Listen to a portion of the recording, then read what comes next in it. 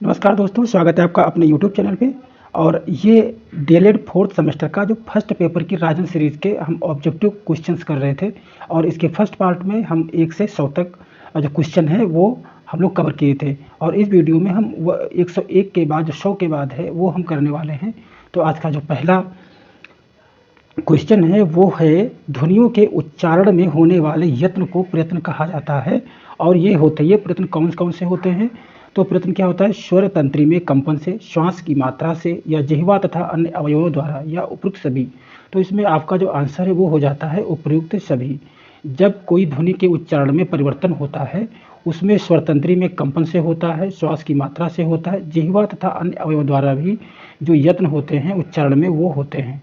तो आपको यहाँ पे सारे आंसर सही हैं, इनको आपको याद रखना है। क्वेश्चन नंबर 102 है, आश्चर्य, हर्ष, शोक, उत्साह इत्यादि को व्यक्त करने में प्रयोग होता है।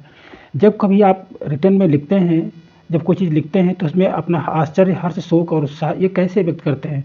उसमें अर्ध विराम का प्रयोग करते हैं, या अर्ध विराम का प्रयोग करते हैं, या पूर्ण विराम का प्रयोग करते हैं, या विस्मयादि बोधक निशान का प्रयोग करते हैं।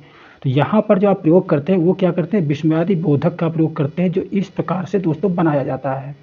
जो आश्चर्य हो, हर्ष हो, शोक या उत्साह हो, इसको व्यक्त करने के लिए हम रिटर्न में अपने सेंटेंस के आगे इस मात्रा का उपयोग करते हैं। उसके बाद क्वेश्चन नंबर आपका 103 है, नवग्रह में समास है। जो नवग्रह वर्ड है, शब्द है, उसमें समास कौन सा है? तो यहाँ पर आपके 4 ऑप्शन दिए हुए हैं, द्वंद्व समास, कर्मधारय समास, द्विगु समास और बहुब्रीहि समास। इन 4 समास में से जो आपका राइट आंसर है वो हो जाता है द्विगु समास। देखो दोस्तों, ये वर्ड है नवग्रह, और आप जानते हैं कि संख्यावाची द्विगु, तो जिसमें संख्या शब्द कोई होती है उसमें नव है, मतलब 9 है। तो ये जो ग्रह कितने हो गए? 9 हो गए। तो इसलिए यहाँ पे द्विगु समास है, संख्यावाची द्विगु। क्वेश्चन नंबर 104 है, उर्वशी के रचनाकार हैं। तो यहाँ पे जो उर्वशी के रचनाकार कौन है? जयशंकर प्रसाद जी हैं, या रामधारी सिंह दिनकर हैं, या कबीरदास जी हैं, या रसखान हैं। तो आपका जो राइट आंसर है वो हो जाता है रामधारी सिंह दिनकर। उर्वशी के जो रचनाकार है वो कौन है? रामधारी सिंह दिनकर। क्वेश्चन नंबर 105 है, चिंतामणि के रचनाकार हैं। आपके ऑप्शन हैं रामचंद्र शुक्ल, मीराबाई, कबीरदास, रसखान। तो चिंतामणि जो रचना है वो है आपके रामचंद्र शुक्ल की। तो चिंतामणि रामचंद्र शुक्ल जी की हो गई, और उर्वशी किसकी हो गई? रामधारी सिंह दिनकर। ऐसे आपका क्वेश्चन नंबर 106 है, गोदान के रचनाकार हैं। तो यहाँ पे आपके ऑप्शंस हैं जयशंकर प्रसाद हैं, या प्रेमचंद्र जी हैं, या कबीरदास जी, या रसखान जी हैं। जो गोदान के जो रचनाकार हैं वो हैं प्रेमचंद्र। गोदान गबन इनके एक उपन्यास हैं और इनके रचनाकार है प्रेमचंद्र। देश विदेश में समास है। अब यहाँ पे आपके ऑप्शन हैं देश विदेश के समास के लिए, द्वंद्व समास, तत्पुरुष समास, कर्मधारय समास और द्विगु समास। देश विदेश वर्ड है और इसमें ये जो डैश का उपयोग हुआ है ना, अगर ऐसा किसी भी सेंटेंस में किसी भी वर्ड के साथ में उपयोग होता है तो वहाँ आप ये समझ लीजिए कि यहाँ दोनों पद प्रधान होते हैं, इसलिए यहाँ पे द्वंद्व समास होता है। ठीक है। क्वेश्चन नंबर 108 है, करुण रस का स्थायी भाव है। उत्साह है, ह्रास है, शोक है, या कोई नहीं। तो इनमें से जो करुण रस है उसका जो उत्साह है, जो करुण रस है उसका स्थायी भाव जो है वो हो जाता है शोक। जी, शोक है उसका स्थायी भाव। क्वेश्चन नंबर 109 है, तद्भव है। इसमें से तद्भव शब्द कौन से हैं? एकल है, या आश्चर्य है, या अमृत है, या अंधेरा है। तो इनमें से जो तद्भव शब्द है वो है अंधेरा। बाकी सारे जो शब्द हैं वो क्या है?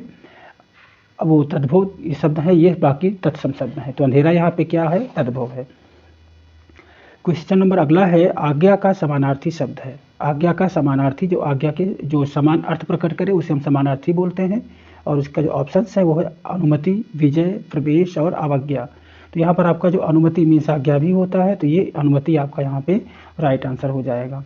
क्वेश्चन नंबर अगला है, 9-2-11 होना। 9-2-11 होने का अर्थ क्या होता है? भाग जाना, डर जाना, पालन करना, या खराब करना। तो 9-2-11 का मतलब दोस्तों होता है भाग जाना वहाँ से।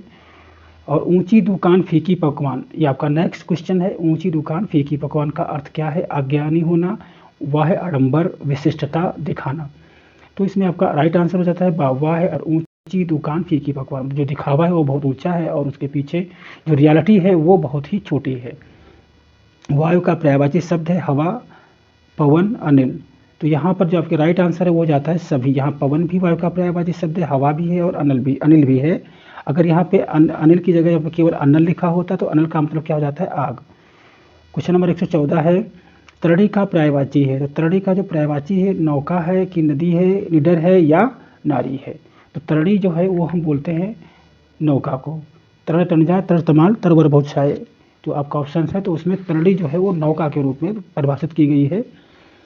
तरनी का अर्थ क्या है, तो नदी, नौका, दर्जा या दिन। तो यहाँ पे तरनी जो है वो नदी होती है और तरड़ी जो है वो नौका होती है। और यहाँ पे अगला जो क्वेश्चन है वो आपका क्वेश्चन नंबर 116। भित्ति का पर्यायवाची है, तो भित्ति का दिन है या दीवार है या दर्द है या दुख है। तो भित्ति का मतलब होता है दीवार। जैसे आपने कोशिका भित्ति का नाम बहुत सुना होगा, तो कोशिका की वो दीवार होती है। भीति का पर्यायवाची है, डर है या दीवार है या डाकू या ठग है। तो भीति का जो अर्थ है वो हो जाता है आपका डर। जो डर है उसका क्या है, भीति को बोलते हैं। तालाब का पर्यायवाची शब्द क्या है, तड़ाग है, जलाशय है, उपस्कर है या सभी है। तो तालाब का जो पर्यायवाची शब्द है वो तड़ाग भी है, जलाशय भी है और पुष्कर भी है। तो इसलिए आपका जो राइट आंसर है वो हो जाता है द सभी। क्वेश्चन नंबर 119 है, जागरण का विलोम है, निद्रा है, जुड़ाना है, धीमा है या विनम्र है। तो यहाँ पर जो जागरण का विलोम है मतलब उल्टा शब्द, उसका जो अपोजिट विपरीत अर्थ प्रकट करे उसे हम क्या बोलते हैं, विलोम बोलते हैं। तो आ जो है आपका आंसर हो जाता है निद्रा। निद्रा में क्या होता है सोना और जागरण में क्या होता है जागना। बाकी जुड़ना और धीमा जो है विनम्र है, इनके अर्थ अलग प्रकट होते हैं। ऐसे ही जो तिमिर का विलोम शब्द क्या होगा, ज्योति, अंधकार, दानव और मानव। ये 4 ऑप्शन दिए हुए हैं। तिमिर मीन्स होता है क्या, अंधकार होता है। तो इसके लिए आपका राइट आंसर बा हो जाएगा। जो बहुत कठिनाई से मिलता है उसे हम क्या कहते हैं, दुष्कर कहते हैं, दृढ़ प्रतिज्ञा कहते हैं, दुर्लभ या द्रुतगामी कहते हैं। जो बहुत कठिनाई से मिलता है तो उसे हम क्या बोलते हैं, दुर्लभ बोलते हैं। और दुष्कर वो होता है जो कठिनता से हमें तुम आप पहुँच सको। और द्रुतगामी होता है जो बहुत जल्दी पहुँच जाए। दृढ़ प्रतिज्ञा होता है कि हमें करना है, सीधी बात। क्वेश्चन नंबर 122 है, अनुचित बात के लिए आग्रह कहलाता है। अनुचित मतलब जो बात उचित नहीं है, जो गलत बात है और वो करने के लिए जो आग्रह होता है उसे हम क्या कहते हैं, दुराग्रह कहते हैं या दुखद कहते हैं, दलाल या दशमी कहते हैं। तो ये दुराग्रह हो जाता है। तो अनुचित बात के लिए जो आग्रह होता है वो उसे हम दुराग्रह बोलते हैं। पंचवटी में कौन सा समास है, तो यहाँ देखो पंचवटी में कौन सा समास है, इसके लिए आपके 4 ऑप्शंस हैं, द्विगु समास, द्वंद्व समास, कर्मधारय समास और बहुब्रीहि समास। अब इसमें 4 ऑप्शन दिए। अब यहाँ भी पंचवटी मतलब क्या हो, 5 वटों का समूह अर्थात पंचवटी। तो 5 संख्या आ गई ना, तो संख्यावाची द्विगु, तो यहाँ पर भी आपका द्विगु समास हो जाता है। तो इसमें आपका राइट आंसर कौन सा हो जाता है, द्विगु। नायक में कौन सी संधि है, नायक में संधि कौन सी है, तो यहाँ पर अयादि संधि है, गुण संधि है और वृद्धि संधि है और यण संधि है। तो यहाँ पे क्या है, ये आपकी अयादि संधि है क्योंकि नय आका नया का नायक। तो इसमें अयादि संधि हो गई। और 125 है, पावक में कौन सी संधि, नायक में अयादि है। अब अगला पूछ रहा है कि पावक वर्ण में कौन सी संधि है भाई, तो गुण संधि है कि वृद्धि संधि है, यण संधि और अयादि संधि, ये आपके 4 ऑप्शंस हैं। तो यहाँ भी आपकी अयादि संधि हो जाती है। नायक और पावक दोनों सेम वर्ण हैं। तो यद्यपि शब्द, अब यहाँ पे एक और वर्ड दिया हुआ यद्यपि, यद्यपि का संधि विच्छेद बताइए। तो यद अपि आदि अपि कोई नहीं। तो आपका यहाँ पे जो यदि अपि है ये है यद्यपि का संधि विच्छेद। तथयो में कौन सी संधि है, तो तथयो में जो संधि है वो कौन सी है, तो इसमें वृद्धि संधि, गुण संधि, यणस या अयादि संधि। तो यहाँ जो तथयो है इसमें आपका वृद्धि संधि हो जाती है, इसमें छोटे छोटे अक्षर मिलके बड़े अक्षर बन जाते हैं। पवन का संधि विच्छेद क्या है, पो अना है या पौ अना है या पा अना या उपसभी। तो पो अना जो पो अन शब्द है, पो अन, इसको मिला के हम क्या बोलते हैं, पवन। तो ये आपका यहाँ पे इसका। अगला क्वेश्चन 129 है, जिसमें रविंद्र शब्द का संधि विच्छेद आपसे पूछा जा रहा है। और अब आपके जो ऑप्शंस हैं वो दीर्घ स्वर संधि, यण संधि, गुण संधि और वृद्धि संधि हैं। तो जो रविंद्र है वो दीर्घ संधि का उदाहरण है। ऐसे आपका जो अगला जो क्वेश्चन है उसमें देवेंद्र शब्द में संधि पूछी जा रही है। यहाँ पर आपके ऑप्शन है गुण संधि, यण संधि और अयादि और इनमें से कोई नहीं। ये 4 ऑप्शन हैं। तो देवेंद्र क्या हो जाता है, गुण संधि हो जाता है। और रविंद्र कौन सी थी, दीर्घ स्वर संधि थी। इको यणच किस संधि का सूत्र है, इको यणच किस संधि का सूत्र है, ये गुण संधि का है या यण संधि का या अयादि या कोई नहीं। तो ये क्या है, ये इको यणच आ गया ना यहाँ पे, तो यण संधि है। इसका आद गुणा किस संधि का सूत्र है, तो आद गुणा जो शब्द है वो है गुण संधि का। यण संधि का इको यणच आद गुणा। अगला आपका जो क्वेश्चन है वह उत्साह है, वो भाववाचक संज्ञा है उत्साह, या गुणवाचक संज्ञा है, या क्रिया है, या इनमें से कोई नहीं। तो उत्साह है, तो उत्साह क्या है? भाववाचक संज्ञा। जब कोई आदमी उत्साहित होता है या दुखी होता है तो उसके अंदर भाव चेंज होते हैं, उसके इमोशन चेंज होते हैं, इसलिए क्या ये भाववाचक संज्ञा है। क्वेश्चन नंबर 134 है, करुणा है। अब करुणा किस प्रकार का है? गुणवाचक है या भाववाचक है या निपात है या कोई नहीं। तो ये भी क्या है? करुणा मतलब क्या हुआ कि आपके अंदर बहुत सारा दुख भरा हुआ है किसी चीज़ को लेकर के, तो ये भाववाचक संज्ञा ही तो है। आपके ऑप्शन, आपके इमोशंस चेंज हुए हैं। दयनीय में प्रत्यय है। अब दयनीय में प्रत्यय आपको पूछा जा रहा है, तो या है कि निय है या निय या निय। तो प्रत्यय मतलब क्या होता है? किसी शब्द के पीछे जुड़े होते हैं, ठीक है।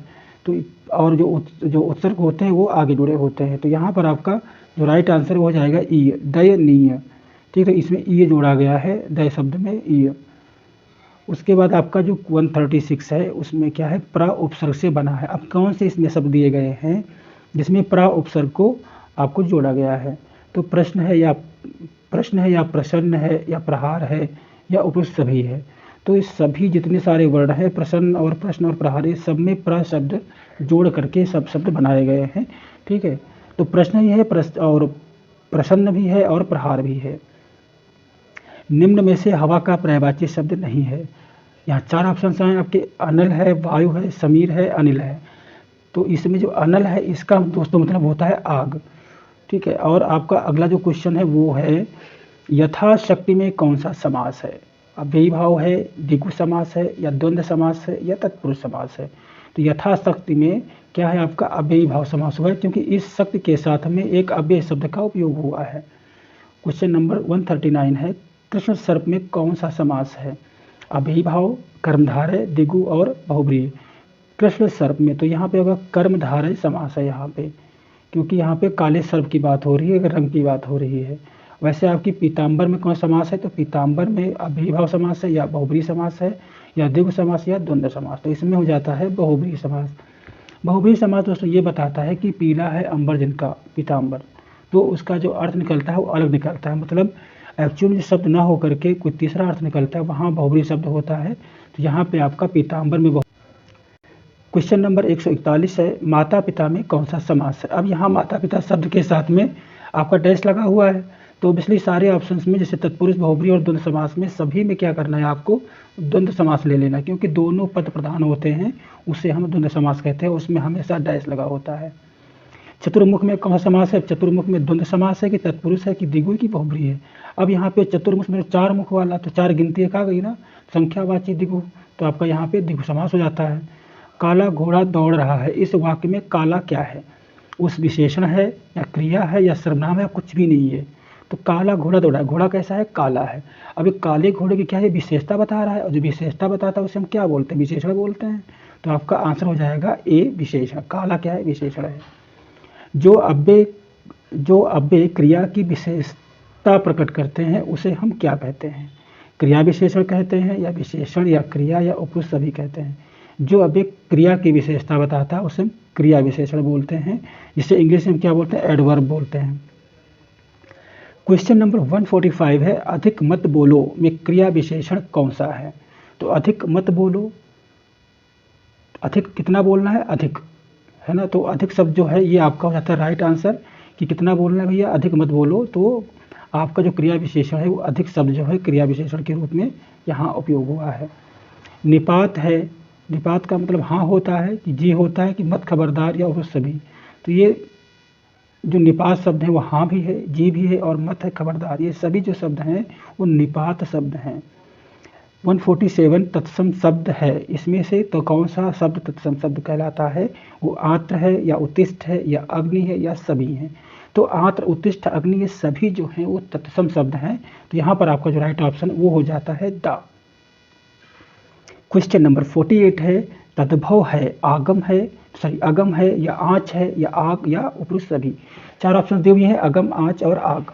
तो यहाँ पर जो आपका द ऑप्शन है वो सही हो जाता है। जो तद्भव है, अगम भी है, आग भी है, और आँच भी है, ठीक है। और क्वेश्चन नंबर 149 पे जो बा वर्ण का उच्चारण स्थान है, जो बा वर्ण है उसे हम कहाँ से उच्चारण करते हैं? अपने माउथ से, है ना। तो कंठ से करते हैं, या होस्ट से करते हैं, तालु से, या दंत से। तो देखो जैसे हम बा बोलते हैं तो हमारे दोनों ओंठ आपस में जुड़ जाते हैं, तो हम इसका मतलब क्या हुआ कि हम ओष्ठ से इसका उच्चारण करते हैं। ऐसे क्वेश्चन नंबर 150 है आपका, कामायनी के रचनाकार हैं। कामायनी के रचनाकार कौन है? जयशंकर प्रसाद हैं कि मीराबाई हैं या कबीरदास या रसखान हैं? तो उसको कामायनी है वो जयशंकर प्रसाद की एक उपन्यास टाइप की है, एक नाटक टाइप की है, ठीक है, जिसमें कामायनी को लेकर के कहानी लिखी गई है। क्वेश्चन नंबर 151 है, मनुष्यता में है, जो मनुष्यता शब्द है इसमें कौन सी संज्ञा है? जातिवाचक संज्ञा है या भाववाचक संज्ञा या व्यक्तिवाचक संज्ञा है? तो यहाँ पर भी एक भाववाचक संज्ञा है, क्योंकि मनुष्य तो सभी होते हैं, लेकिन मनुष्यता किसके अंदर है, ये अलग चीज, ये भाव की बात हो गई, ठीक है। तो ये भाववाचक संज्ञा हो गई। और ऐसे जो पर्वत है ये कौन सी संज्ञा है? तो जातिवाचक संज्ञा है या व्यक्तिवाचक या भाववाचक या कोई नहीं? तो यहाँ पर आपकी जातिवाचक होगी, मतलब एक पर्वत, एक जगह वर्ड एक समूह को दिखा रहा है कि अलग एक समूह है, ठीक है, एक अलग बिरादरी है, तो उसे हम जातिवाचक संज्ञा कह सकते हैं। 153 क्वेश्चन है, भाषा की इकाई है। अब यहाँ पर भाषा की इकाई क्या है? लिपि होती है या व्याकरण होती है या ध्वनि होती है, समास है? तो यहाँ पर आपका आंसर सा हो जाता है कि भाषा की इकाई है वो उसकी ध्वनि है, वो कैसे बोली जाती है, दैट इज कॉल्ड योर भाषा। क्वेश्चन नंबर 154 है, हिंदी वर्णमाला में स्वरों की संख्या कितनी है? अब यहाँ पर जो हिंदी वर्णमाला है उसके लिए आपके ऑप्शंस हैं, 33 स्वर होते हैं कि 11 स्वर होते हैं कि 35 होते हैं कि 42 होते हैं? तो यहाँ पर आपके 11 स्वर होते हैं, वैसे लोग हम 13 पढ़ते हैं, 13 नहीं होते। हिंदी वर्णमाला में स्वरों की संख्या 11 बोली जाती है। हिंदी वर्णमाला में व्यंजन कितने हैं? वहाँ पे 11 है कि 46 है कि 12 है कि 33 है? तो यहाँ पर 33 बोला गया है कि जो वर्णमाला है उसे व्यंजन 33 है, मिश्रित वालों को साथ में नहीं जोड़ा जाता है। वर्णों का निर्माण होता है, ये आपके ऑप्शंस हैं यहाँ पर श। तो वर्णमाला जो है वर्णों का निर्माण कैसे होता है? स्वरों से होता है या व्यंजनों से होता है या दोनों से होता है या किसी से नहीं होता है? तो भाई स्वर और व्यंजन दोनों मिल करके वर्ण का निर्माण करते हैं, तो हम ये आपका ऑप्शन सही हो जाएगा। ऐसे ही आपका क्वेश्चन नंबर 157 है, हिंदी वर्णमाला में कितने वर्ग हैं? 1 है कि 3 है कि 5 है कि 7 है? तो क्वेश्चन नंबर इसमें 7 हो जाता है कि जो हिंदी वर्णमाला है उसमें 7 प्रकार के वर्ग हैं, का वर्ग, ता वर्ग, चा वर्ग है ना, सारी इस तरीके से। क्वेश्चन नंबर 158 है, हिंदी वर्णमाला में मूल रूप से कितने स्वर होते हैं? तो हिंदी वर्णमाला में मूल रूप से स्वर होते हैं 3 या 4 या 5 या 7। तो हिंदी वर्णमाला में मूल रूप से 7 स्वर होते हैं, ठीक। कितने स्वर होते हैं? 7 स्वर होते हैं। ये क्वेश्चन बहुत इंपॉर्टेंट है, कई बार आ चुका है। क्वेश्चन नंबर 159, वर्णमाला में अंतस्थ व्यंजन है। तो वर्णमाला में जो अंतस्थ व्यंजन है वो कौन है? या र लावा है या श श ह या चा वर्ग है या का वर्ग है? तो जो या र लावा है उसको हम बोलते हैं अंतस्थ व्यंजन। वर्णमाला में उस व्यंजनों की संख्या कितनी है? तो वर्णमाला में जो उस व्यंजन है उनकी संख्या 3 है कि 2 है कि 4 है या 5 है? तो यहाँ पर सा ऑप्शन आपका सही जाता है कि जो उस व्यंजन है उनकी 4 संख्या है, जो आपके ये श श ह वाले शब्द हैं। क्वेश्चन नंबर 161 है, वर्णमाला में अंतस्थ व्यंजनों की संख्या कितनी है? तो अंतस्थ व्यंजनों की संख्या आपकी 5 होती है, 4 या 3 या 1? तो यहाँ पे हो जाता है बा। और जो अंतस्थ व्यंजन कौन है? या र ला वा, या रा ला वा, ये शब्द कौन से हैं? ये अंतस्थ व्यंजन है। वर्णमाला में उस व्यंजन है तो या र लावा है या श श है या श श पा है या श श ना है? तो यहाँ पर आपका जो बा है ये क्या हो गया? उस व्यंजन। तो उस ये भी 4 है, उस व्यंजन भी 4 संख्या होती है और अंतस्थ व्यंजन भी 4 होती है। अंतस्थ या र ला वा है, मतलब इनकी आवाज़ अंदर से आती है, उस व्यंजन से श करके हम बोलते हैं, तो ये तरीके से बाहर और शुष्क आवाज़ होती है इसकी। 163 है, 163वां जो क्वेश्चन है वो है, हिंदी वर्णमाला में संयुक्त व्यंजन है। जो संयुक्त व्यंजन वो व्यंजन होते हैं जो 2 चीज़ों को मिलकर बने होते हैं, 2 अक्षर उसमें सम्मिलित होते हैं। छत्र ज्ञ स्र या है, श्र द क्या चा है या श्र प ज्ञ छा है या कोई नहीं है? तो यहाँ पे द जो वर्ण है ये नहीं है और ये श नहीं है। इसके यहाँ पे जो पा है ये नहीं है, तो आपका जो आ है आंसर ये सही हो जाता है कि जो छत्र ज्ञ और श्र शब्द हैं ये संयुक्त व्यंजन शब्द हैं। अब क्वेश्चन नंबर 164 है, हिंदी में लिंग कितने होते हैं? 1 होता है या 2 या 3 या 4? तो क्वेश्चन नंबर आपका बा सही हो जाता है कि हिंदी में जो लिंग होते हैं स्त्रीलिंग पुरुषलिंग ये 2 लिंग होते हैं। उभय लिंग इसमें नहीं होता है, उभय लिंग होता है संस्कृत में। संस्कृत में लिंग 3 हो जाते हैं, है ना, जो स्त्रीलिंग पुरुषलिंग और एक बीच में होता है अभय लिंग, उभय लिंग। और उसके बाद आपका जो अगला जो है 166 है क्रिया के भेद हैं। तो क्रिया के भेद कितने होते हैं? 2 होते हैं कि 4 होते हैं कि 3 है कि 5 है? तो आपका जो राइट आंसर है वो हो जाता है 3। क्रिया के 3 भेद होते हैं। और 167 है जिन व्यंजनों के उच्चारण में श्वास कम मात्रा में निस्तारित होती है उसे हम कहते हैं महाप्राण या अल्पप्राण या सघोष या उत्तेजित। तो ये अल्पप्राण का मतलब होता है श्वास कम मात्रा में निस्सारित, और जो महाप्राण होता है इसका मतलब होता है श्वास अधिक मात्रा में निस्सारित। तो आपको यहाँ पे एक अल्पप्राण आपका राइट आंसर हो जाएगा। 166 है जिन व्यंजनों में श्वास अधिक मात्रा में निस्सारित होती है उसे हम क्या कहते हैं? तो अभी हमने इसको जज किया, तो उसे हम क्या कहते हैं? महाप्राण कहते हैं। अनुग्रह का समानार्थी शब्द है अनुकंपा, हत्या, उपदेश या आदेश। तो यहाँ पर जो अनुग्रह शब्द है इसका जो समानार्थी शब्द है वो हो जाता है अनुकंपा। 117वां क्वेश्चन है आलोचना का समानार्थी शब्द है। अब दोस्तों आलोचना शब्द है, इसका समानार्थी समान अर्थ प्रकट करने वाला शब्द इनमें से कौन सा है? यहाँ 4 शब्द आपके दिए गए हैं, समीक्षा, आज्ञा, पालन और खराब। तो इसमें जो आलोचना का समानार्थी शब्द है वो हो जाता है समीक्षा। तो ये समीक्षा जो वर्ड है आलोचना का समानार्थी शब्द है, ये आपका राइट आंसर है। क्वेश्चन नंबर 171 है मनीषी का समानार्थी शब्द कौन सा है? तो अज्ञानी, ज्ञानी, विशिष्टता या सबल। तो मनीषी का मतलब हो जाता है ज्ञानी। तो ज्ञानी समानार्थी शब्द इसका हो गया। अतिवृष्टि का विलोम है। अतिवृष्टि का मतलब होता है ज़्यादा बरसना, ज़्यादा बारिश होना। अब इसके जो विलोम शब्द हैं वो अपवृष्टि है या अनावृष्टि है या कुवृष्टि है या सुवृष्टि है। तो यहाँ पर आपका जो हो जाता है अनावृष्टि। अनावृष्टि का मतलब होता है बारिश ना ही होना। जैसे कि राजस्थान में रेयरली बारिश होती है, तो ऐसे क्षेत्र जहाँ पे बारिश नहीं होती है उस स्थिति को हम अनावृष्टि बोलते हैं। अमर का विलोम शब्द क्या होता है? पहले तो अमर शब्द का मतलब क्या होता है? जो कभी मर नहीं सकता वो होता है अमर। अब अमृत तो यहाँ पे है, अंत है और नश्वर है और अक्षम्य है। यहाँ पर आपका सा ऑप्शन सही हो जाएगा, नश्वर। अमृत जो है एक तरीके की भाववाचक संज्ञा है और वो उस गुण को बता रही है जिसकी वजह से वो अमर हुआ है, दैट इज कॉल्ड अमृत। अब 134 है संयुक्त व्यंजन कौन कौन से हैं? तो इसमें मैंने आपको बताया कि छा त्रज्ञा शब्द हैं, इसमें ये सा शब्द नहीं है और इसमें ये पा और का शब्द नहीं है, इसमें छा शब्द नहीं है, लेकिन इसमें आ ऑप्शन में छा त्रज्ञा ये सारे शब्द हैं जिनको संयुक्त व्यंजन कहा जाता है। 175वां है संयुक्त व्यंजन छा बनता है। अब ये क्वेश्चन जरूर आता है ये वाला बहुत। अब इसमें जो है का सा से बनता है, का या से, या क छ या छ या से बनता है। तो हमेशा आधा का और प्लस स जो ख इसको मिलकर के क्या बनता है? छ।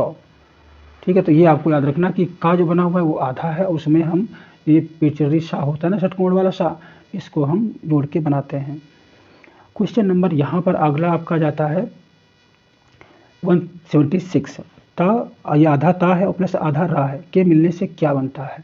तो तर बनता है कि त्र बनता है कि छ क्या री बनती है? तो यहाँ पर जो दोनों अब आधा ता और आधा रा ये मिल करके बनाते हैं त्र। 177वां क्वेश्चन है चंद्रमा फंदा अंत में है। ठीक है, तो अनुस्वार शब्द यह है कि अनुनासिक है या स्वर है या व्यंजन है। जो चंद्रमा है, फंदा है या अंत है, ये शब्दों में से क्या है? तो ये आ हो गया आपका अनुस्वार शब्द। 178 है कई वाक्यों का समूह कहलाता है। कई वाक्यों का समूह क्या कहलाता है? उच्चारण कहलाता है या अर्थ कहलाता है या अनुच्छेद कहलाता है या शब्द कहलाता है। जब कई वाक्यों का समूह होता है तो उसे हम अनुच्छेद बोलते हैं। ठीक है, तो ये आपका हो गया कई शब्दों का समूह क्या होता है? कई शब्द का समूह एक वाक्य होता है और कई वाक्यों का समूह अनुच्छेद कहलाता है। 179 आपका है सबसे प्राचीन भाषा है। सबसे प्राचीन भाषा में यहाँ 4 ऑप्शन आपके दिए गए, हिंदी, अंग्रेजी और संस्कृत और उर्दू। इन 4 भाषाओं में सबसे जो प्राचीन भाषा है वो कौन सी? संस्कृत भाषा है। 180 निम्न में से शुद्ध वाक्य है। अब ये 4 वाक्य दिए गए हैं, इनमें से आपको ये बताना है कि इनमें से कौन सा सही जो शुद्ध वाक्य है। तुम मुझसे नाराज हो, तुम हमसे नाराज हो, तुम मुझ पे नाराज हो, तुम मुझ पर नाराज हो। तो ये तुम मुझ पर नाराज हो ये आपका जो है राइट आंसर हो जाता है। मुझ पे नाराज हो और मुझ पे ये थोड़ा सा सही नहीं है, और तुम हमसे नाराज हो तो ये भी थोड़ा सा उपयोग गलत हुआ है। और तुम मुझ पर नाराज हो, आप किस पर? हम पर नाराज हो। शुद्ध वाक्य का चयन करना है आगे। इसमें भी 4 ऑप्शन दिए हुए हैं। तुम चलो मेरे को आता है, ये तो सेंटेंस पहले ही गलत हो जाता है। तुम चलो मैं आता हूँ। ठीक है, तुम चलो हम आते हैं, तो हम का उपयोग यहाँ पे नहीं है। तुम चलो मैं आ रहा हूँ, तो ये भी गलत है। तो आपका जो राइट आंसर है वो हो जाता है धातुम चलो मैं आता हूँ। ये जो वाक्य है ये आपका सही वाक्य है। क्वेश्चन नंबर 182 है, शुद्ध वाक्य का चयन करना है। इसमें भी राजन का आदत बड़ा खराब है, राजन की आदत बड़ी खराब है, राजन की आदत खराब है और राजन की आदत बड़ा खराब है। तो बीच में आपका भी जो ऑप्शन है वो आपका बात सही जाता है कि राजन की आदत बड़ी खराब है। 183 है, कृषि ग्रह पृथ्वी के पहले वर्ण में कौन सा स्वर मात्रा के रूप में लगा है। आपके ऑप्शंस हैं कृषि आ, री और त्र और ज्ञ। जो कृषि है शब्द और ग्रह शब्द है और पृथ्वी शब्द है, तो पहले वर्ण में कौन सी मात्रा का प्रयोग हुआ है, कृषि में, ग्रह में या पृथ्वी में। ठीक है, तो यहाँ पे आपका जो राइट आंसर हो जाएगा बा। ये री की मात्रा कृषि ग्रह में लगा है, ग्रह में लगा है और प्रा में लगा है। 184 है, आत्म उत्सर्ग लगाने से बनेगा। जो आत्म उत्सर्ग लगाते हैं तो आत्मसम्मान बनता है या आत्म साक्षात्कार बनता है, या आ और बा दोनों बनते हैं। तो ये आत्मसम्मान ही बनता है। आत्म अगर उपसर्ग सम्मान में आत्म उपसर्ग लगा दिया तो आत्मसम्मान हो गया। साक्षात्कार शब्द में आत्म लगा दिया तो आत्म साक्षात्कार हो गया। क्वेश्चन नंबर 185 है, भी है। और जो भी शब्द है वो क्या है, निपात है या क्रिया है या और बात दोनों है। तो ये जो भी शब्द है वो निपात शब्द है, ये निपात है। तो इसका जो आपको याद रखना है कि भी है, उसके आगे भी वर्ड आए थे। ऐसे सभी शब्द निपात होते हैं। 186 जो है वो है विद्यालय में संधि। विद्यालय जो शब्द है उसमें किस संधि का प्रयोग हुआ है। विद्या प्लस आलय तो होगा संधि विच्छेद। इसमें दीर्घ संधि आएगी, ऋग्वत स्वर संधि है या वृद्धि संधि या कोई नई संधि है। तो इसमें जो आ है वो है दीर्घ संधि। ठीक है, विद्या प्लस आलय, क्योंकि यहाँ पर छोटा आ और प्लस बड़ा आ मिल करके बड़ा आ बनता है, तो विद्यालय हो जाता है। पठन किस धातु से संबंधित है। तो पठन जो है वो पठ से है या गम से है या दोनों से है या इनमें से किसी में नहीं। तो पठन जो है वो बनता है पठ धातु से। तो आपका राइट आंसर आ हो जाता है। 188 है, क्रिया के आधार पर पठन कितने प्रकार का होता है। क्रिया के आधार पर जो पठन कितने प्रकार का होगा, एक प्रकार का होगा या तीन प्रकार का या चार प्रकार का या दो प्रकार का। तो क्रिया के आधार पर जो पठन है वो होता है दो प्रकार का। 189 क्वेश्चन है, क्रिया के आधार पर पठन है। यहाँ स्वर पठन, मौखिक पठन, मौन पठन और आभा दोनों या कोई नहीं। तो ये दोनों सही हो जाते हैं। स्वर पठन, सस्वर पठन जिसे मौखिक पठन बोलते हैं, और मौन पठन जिसे हम क्या बोलते हैं, बिना बोले हुए पढ़ना। तो ये दो प्रकार के मतलब पढ़ने के आधार होते हैं जो हम पढ़ते हैं। ठीक है, क्रिया के आधार पर जो पठन है वो दो प्रकार का हो गया, सस्वर या मौखिक पठन या मौन पठन।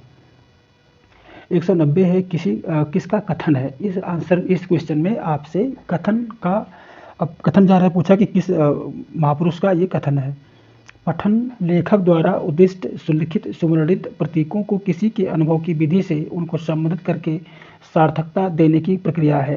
तो ये जो आपका डिसेंट है, प्रॉबेल हैं, गांधी जी हैं और प्रेमचंद्र जी हैं। तो राइट आपका डिसेंट आ जाता है कि डिसेंट ने ऐसा कहा, जो पठन है वो लेखक के द्वारा उद्दिष्ट है, सुलिखित है, सुवर्णित है और प्रतीकों को किसी अनुभव की विधि से उनको संबंध करके एक सार्थक रूप देने की प्रक्रिया है। ये डिसेंट ने ऐसा बोला।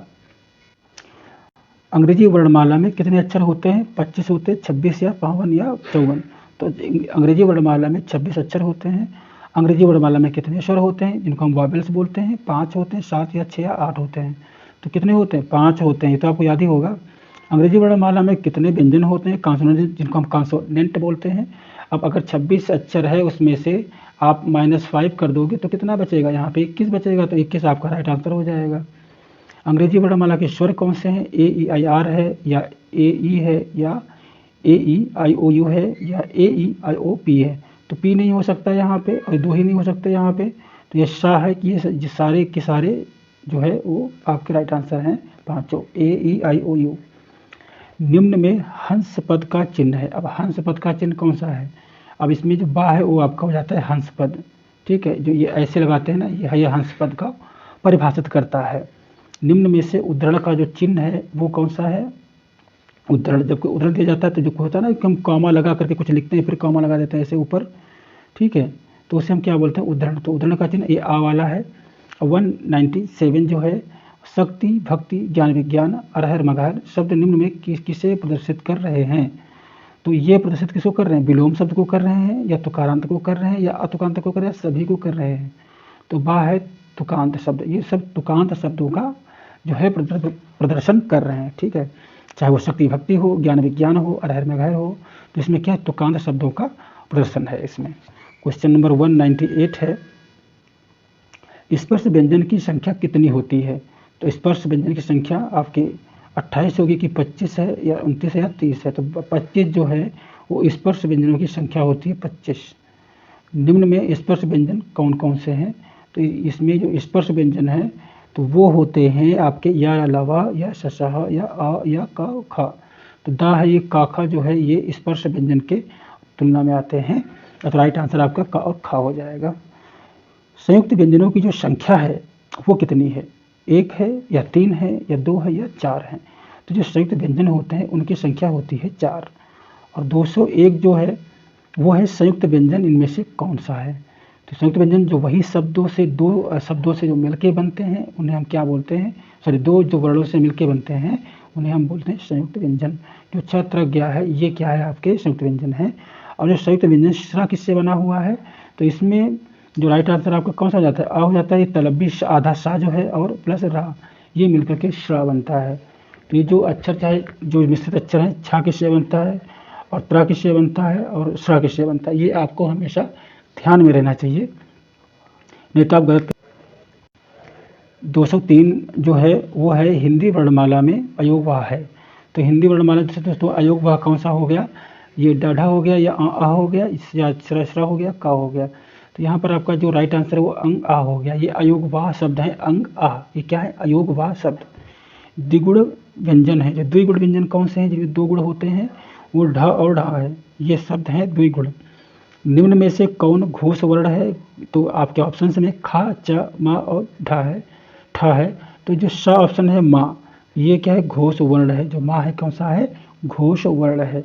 अब यहाँ पर क्वेश्चन नंबर 6 में अघोष वर्ण पूछा जा रहा है, जो है सा। तो सा क्या है? ये अघोष है और माँ क्या है? ये घोष वर्ण है। 107 क्वेश्चन नंबर जो है वो कह रहा है भाषाई कौशल का सही क्रम क्या है? तो भाषाई क्रम जो है उसका सही क्रम क्या होता है? सुनना, बोलना, पढ़ना, लिखना, या पढ़ना, सुनना, बोलना, या सुनना और पढ़ना, या सुनना और लिखना। तो जो भाषाई कौशल का जो सही क्रम है ना वो हो जाता है सुनना। पहले हम सुनते हैं, फिर हम बोलते हैं, फिर हम उसको पढ़ लेते हैं, फिर हम उसको लिखते हैं ताकि हमें याद हो। तो भाषाई कौशल में आपका सुनना, बोलना और पढ़ना लिखना आ जाता है। अब 208 है भाषाई कौशल का जो प्रथम चरण है उनमें आपका जो कौन सा है? लिखना है, ये पढ़ना है, या बोलना या सुनना है? सबसे पहले यहाँ पे क्या था? सुनना था। तो यहाँ पे सुनना भी आपका आंसर हो जाएगा द। वह कौन सी भाषा है जिसमें शिक्षण करने से बालक आसानी से सीखता है? अब वो कौन सी भाषा भाई है जिसमें हम किसी बच्चे को बहुत आसानी से सिखा सकते हैं, पढ़ा सकते हैं? तो वो राष्ट्रभाषा होती है या राज्य भाषा होती है या विदेशी भाषा या मातृभाषा? तो मातृभाषा ऑब्वियसली होगी, क्योंकि जब बच्चा सोचा होगा, समझा होगा मम्मी से, पापा से, तो उसकी अपनी लैंग्वेज होगी मातृभाषा। वो जो मातृभाषा है उस भाषा में किसी बालक को आसानी से पढ़ा लिखा सकते हैं, सिखा सकते हैं। क्वेश्चन नंबर 210 है मातृभाषा है, अंग्रेजी क्या मातृभाषा है, या गणित क्या मातृभाषा है, या हिंदी है या संस्कृत है? तो अपनी कौन सी है? हिंदी है। तो अगला जो क्वेश्चन है वो है 211, बालकों की प्रथम पाठशाला है। अब बालकों की प्रथम पाठशाला क्या होती है? परिवार होता है। तो इसमें कुछ करने नहीं, आपको परिवार पर टिक कर देना है। हिंदी का संबंध किस लिपि से है? ये देवनागरी से होता है या ब्राह्मी से होता है, दोनों से होता है, या किसी से नहीं होता है? जो हिंदी है वो देवनागरी लिपि में लिखी गई है। 213 क्वेश्चन नंबर है हिंदी शिक्षक जब शिक्षण कार्य करता है तो उसे कराना चाहिए। अच्छा, हिंदी का जो शिक्षक है वो जब शिक्षण कार्य कर रहा है तो उसे क्या कराएगा? सस्वर वाचन कराएगा या मौन वाचन कराएगा या दोनों कराएगा? कोई नहीं कराएगा। तो वो सस्वर पाठन भी सस्वर वाचन भी कराता है और मौन वाचन भी कराता है। तो ये दोनों सही है। तो यहाँ पे आपका जो राइट आंसर है वो सा हो जाता है कि भाई सस्वर वाचन और मौन वाचन इन दोनों के द्वारा शिक्षण कार्य किया जाता है। पद्य शिक्षण में आवश्यक है, सस्वर वाचन या मौन वाचन या आवा दोनों? तो यहाँ पे भाई जब पद्य है तो पद्य को तो हम गा के सीख सकते हैं, तो ऑब्वियसली यहाँ पे क्या होगा? सस्वर वाचन होगा, जिससे आपका जो ये ऑप्शन है वो सही हो जाएगा। अब 215 क्वेश्चन नंबर ये कह रहा है प्राथमिक स्तर के बालकों के लिए शिक्षण के लिए आवश्यक है। जो प्राइमरी बच्चे पढ़ते हैं उनके पढ़ाने के लिए क्या जरूरी हो जाता है? सस्वर वाचन जरूरी हो जाता है या मौन वाचन या आवा दोनों या गंभीर वाचन? देखो, सस्वर वाचन बहुत जरूरी हो जाता है प्रथम स्तर के बालकों के लिए कि वो बोल कैसे रहे हैं। ठीक है, तो इसमें आपका यहाँ पर जो आपका क्वेश्चन नंबर 216 है वो है पूर्व माध्यमिक कक्षाओं हेतु हिंदी शिक्षण कार्य करना चाहिए। पूर्व माध्यमिक में आप किस शिक्षण नीति का उपयोग करते हैं हिंदी के शिक्षण कार्य में? सस्वर वाचन द्वारा करेंगे या मौन वाचन या सामूहिक वाचन या कोई नहीं? तो यहाँ पर होगा ब मौन वाचन। अब ये प्री स्तर की बात की छोड़ करके अगले स्टेप की बात है, तो वहाँ पे चुपचाप बैठ के पहले पढ़ो, उसको गहन करो। 217 क्वेश्चन नंबर आपका कह रहा है गद्य पाठों का शिक्षण मुख्य रूप से किस वाचन द्वारा होता है गद्य का? तो गद्य हमेशा क्या होता है, जब कोई गद्य होता है तो उसे हम चुपचाप मौन होकर पढ़ते हो, सस्वर पाठ उसमें उपयोगी ज़्यादातर नहीं होता है। तो यहाँ पर मौन वाचन आपका सही आंसर हो जाएगा कि गद्य पाठ का जो शिक्षण है वो मौन वाचन के द्वारा होगा और जो सस्वर पाठन है वो हो जाएगा पद्य के लिए। मौखिक अभिव्यक्ति में कौन सी विधि उचित नहीं है? जो मौखिक अभिव्यक्ति है, जो मुझसे आप कोई बात करते हैं तो उसके लिए कौन सी चीज़ उचित नहीं है? अब उसके लिए कविता पाठ कोई दिक्कत नहीं हो जाता है, सस्वर पाठ, संवेद वाचन, मौन वाचन कतई नहीं हो सकता, क्योंकि जब बोलोगे ही नहीं तो मौखिक अभिव्यक्ति होगी कैसे? सस्वर वाचन से हो सकती है मौखिक अभिव्यक्ति, कविता पाठ से भी हो सकती है और संवेद वाचन से भी मौखिक अभिव्यक्ति होती है। और 219 जो है वह मौखिक आत्म प्रकाशन का आधार नहीं है। तो ये क्या है? कहानी, कथोपकथन और मौन वाचन या चित्रमाला। तो ये क्या है? मौन वाचन मौखिक आत्म प्रकाशन का आधार नहीं है, मौन वाचन ये कहता है। उसके बाद आपका जो क्वेश्चन है वह है 220 नंबर पे, हिंदी किस लिपि से संबंधित है? तो हिंदी जो है वो देवनागरी लिपि से संबंधित है, ये आपको तो बहुत पहले से याद होगा। वर्णों के समूह को हम क्या कहते हैं? तो वर्णों के समूह को वर्णमाला बोलते हैं या संधि बोलते हैं या दोनों या कोई नहीं? तो आपका जो राइट आंसर हो जाता है अ, वर्णमाला। वर्णों के समूह को हम वर्णमाला कहते हैं। और 222 क्वेश्चन नंबर है हिंदी वर्णमाला में मुख्य रूप से कितने वर्ण हैं? तो हिंदी वर्णमाला में मुख्य रूप से कितने वर्ण हैं? 43 है, 52 है या 56 है या 62 है? तो 52 है मूल रूप से वर्णमाला में अक्षर हैं। वो कितने वर्ण हैं? 52 वर्ण हैं, ये आपको याद रखना है। और दोस्तों अगले वीडियो में हम लाएंगे अति लघु उत्तरीय प्रश्न, ठीक है। और इस वीडियो में जितने भी सीरीज है वो हम खत्म कर चुके हैं ऑब्जेक्टिव वाली, ठीक है। आशा करते हैं कि आपको काफ़ी अच्छा लगा होगा। नमस्कार, जय हिंद, मिलते हैं अगले वीडियो में।